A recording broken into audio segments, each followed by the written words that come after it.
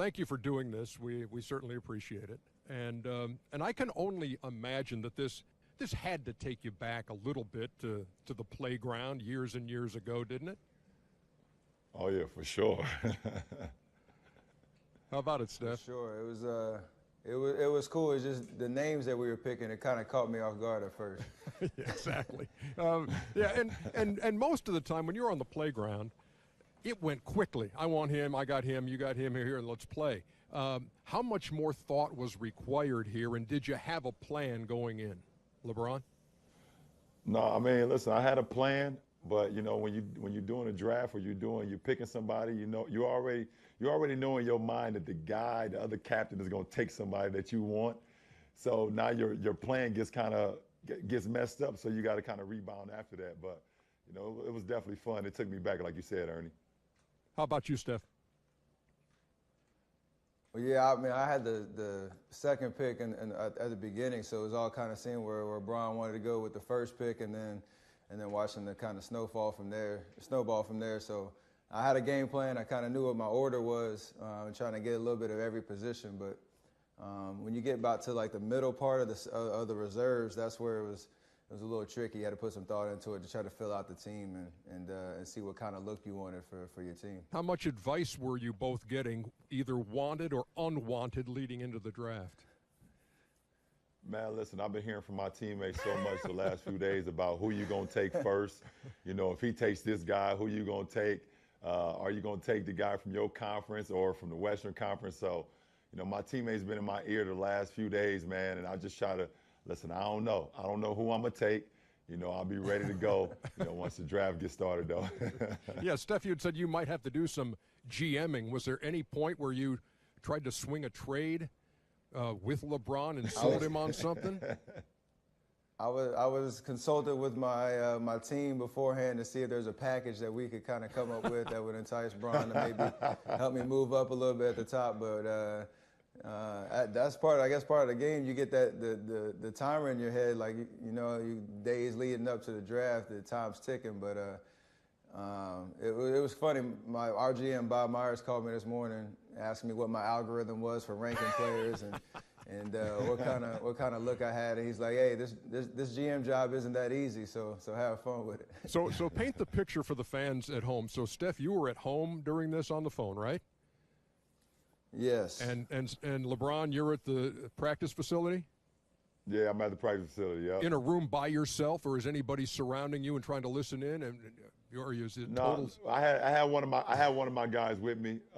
You know, and the difference, the best job for us is, unlike Bob Myers and unlike Kobe, you know, our guy in our front office, we get to pick from a lot of all-stars. We don't have to figure out guys of potential or guys that's coming out of college or guys that's coming from overseas.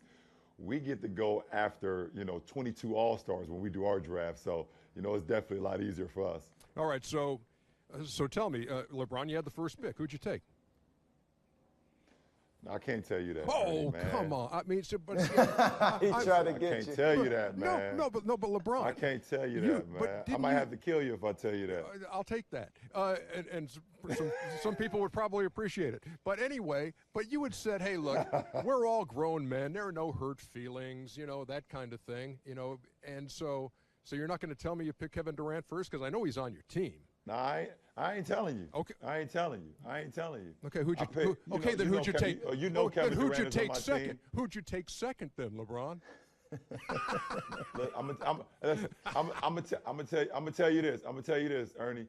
This thing should have been televised, and when me and Steph was doing the draft, we started laughing very hard at one point. I'm not even gonna tell you what part it was, but we started laughing very hard at one point.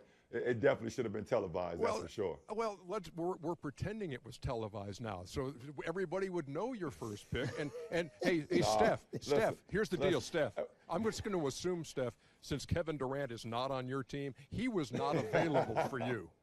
I guess that's part of the drama, because you never know if he went, you know, somewhere else and I had Katie on the board. I might have to go back to my locker room and listen. It's all part of the drama. You don't know. Hey, look, I'm smart enough to know that Katie ain't going to sit on that board for very long, y'all. Okay, all right. So Steph, are you also in the cone of silence on who your first pick was, or can I say you probably went James Harden? Actually, I can't divulge that information, but I will say, like Bron said, I will say we did have a good time, and as this format starts to plan out for next year, hopefully we're both the captains again, and we can broadcast it to the world in real time. But it was cool to kind of just get it behind closed doors, just me and Bron talking, just going through these names. It was crazy. Was there a lot of give and take back and forth between y'all in the course of that? No, it wasn't much give and take. We had, like I said, we had a couple moments where, I picked a guy and Steph, was like, oh, I could hear it in his voice. It was a time where Steph picked somebody and he kind of messed up my draft board. He messed my draft board up, and I was like, ah. So, but at the end of the day, man, like I said, the fans, we didn't think this out all the way through. The fans should have been a part of this for sure. Everybody who loved the game, but it's the first year, and I think it's going to be pretty cool going into the future as okay. well. Look, I'm looking at your team, LeBron, okay? And a lot of people have weighed in the days leading up to the draft. You even said a lot of your teammates are talking. But there was some thought that there's no way Kyrie Irving will wind up on LeBron's team. But Kyrie Irving is on your team, and Kevin Love is on your team. What is it about your team that you like the most, and how did the Kyrie situation present itself for you? I mean, I just try to pick the best available players, and to be able to team up back with Kyrie, it's always special, and along with Kevin Love, just, for us to have another weekend to bring back some of the memories that we had when we were all together. So, Kyrie was available on the draft board. He's one of the best point guards that we have in our league. So, it was an easy choice for me. I was talking to Kenny Smith before you and I and Steph all sat down. He said the most important thing, if he were a captain, is getting his teammates on that team. So you got Kevin Love on your team, Clay. Yeah. Steph, you've got Clay, and you've got Draymond. That's where I thought maybe there would be some kind of a package deal where Steph, you would say, hey, look, LeBron, I got the first pick in the reserves. If you give me the first 2 picks, you can have the next 3. Was there any kind of discussion like that? We'll see the difference between me and Steph. That came up in my discussions. And the difference between me and Steph, listen, he got 3 All-Stars in the game. I only got 1. So, he got a lot more choices than I got. So it was important, LeBron, for you to get Kevin Love on your team. Yeah, important to have, my teammate alongside with me. It's a great weekend. We get to share another All-Star moment. All right, so as we look at, even though you're not going to tell me who you picked first, look at your team, LeBron.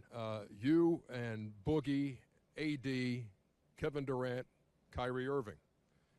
You feel good about that starting 5 with you? Yeah, I do. I got a lot of chemistry with my 4 and 5. With AD and Boogie. Yeah. Me and Kyrie got some history and some chemistry as well. And I think, Kevin Durant can fit in any system in the world, his ability to do what he do. So, I'm looking, it's going to be good. I got a 7-foot guy playing a 2-guard in Kevin Durant. So we got a chance. We got a real good chance. Steph, you got Giannis on your team. You got DeMar DeRozan. You got a first-timer and another first-timer in Joel Embiid. And you've got James Harden. I know that it was fairly important to you to have the Greek Freak so that he wouldn't dunk on you as he did last year in the All-Star game. Yeah, that was first and foremost. That kind of went into my game plan going into the draft. But nah, I got a good history with DeMar and James, playing on Team USA World Championship teams with them. And Joel is obviously a future. He's gonna be a future All-Star for plenty more years, and this is his first go around. So maybe one day that weekend he'll take over my Twitter account and say some jokes for me or something. Look, let's look big picture on this.